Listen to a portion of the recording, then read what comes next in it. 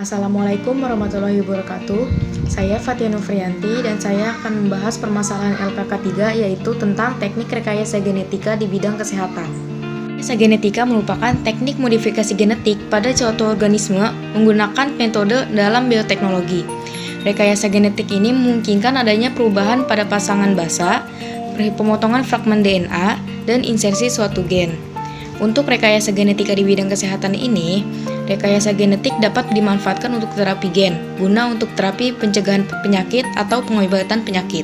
Selanjutnya, ada manfaat rekayasa genetika di bidang kesehatan. Rekayasa genetika ini melibatkan manipulasi gen pada organisme sehingga dapat dimanfaatkan baik di bidang kesehatan. Dalam bidang kesehatan, rekayasa genetika dimanfaatkan dalam mendiagnosa suatu penyakit, pencegahan penyakit dengan terapi gen, dan mengobati berbagai penyakit termasuk penyakit genetis. Pada diagnosa penyakit, antibodi monoklonal dapat membantu proses tersebut. Selanjutnya ada metode rekayasa genetika yang digunakan pada bidang kesehatan.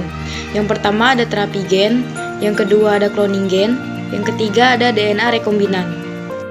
Terapi gen sel embrional atau terapi gen sel kelamin ini menggunakan sel kelamin jantan sperma dan menggunakan sel kelamin betina ovum yang dimodifikasi dengan adanya penyisipan gen fungsional yang terintegrasi dengan genomnya. Lalu ada terapi gen sel tubuh. Pada terapi gen sel somatik ini, transfer gen fungsional dilakukan ke dalam sel tubuh, sehingga malfungsi pada organ dapat diperbaiki. Terapi gen sel tubuh ini tidak akan diturunkan ke generasi berikutnya.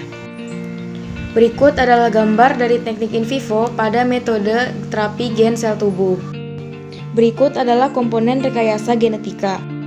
Yang pertama ada enzim. Terdapat dua jenis enzim yang digunakan, yaitu retriksi endonuklease dan ligase.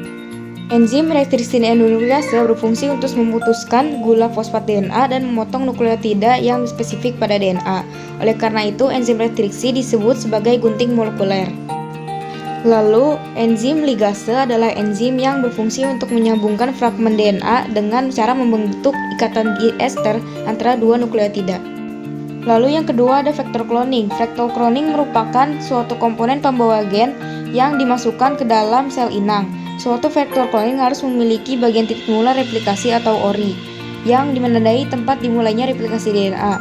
Gen seleksi yang membantu mengidentifikasi sel yang diubah dari sel aslinya, dan situs retriksi atau daerah cloning yang merupakan urutan DNA khas yang dikenali sebagai enzim restriksi. Lalu yang ketiga ada sel inang yang kompeten. Sel inang yang kompeten ini berfungsi untuk memperbanyak molekul DNA rekombinan hasil rekayasa genetik. Beberapa sel inang yang digunakan adalah sel bakteri, ragi, sel tumbuhan, dan hewan.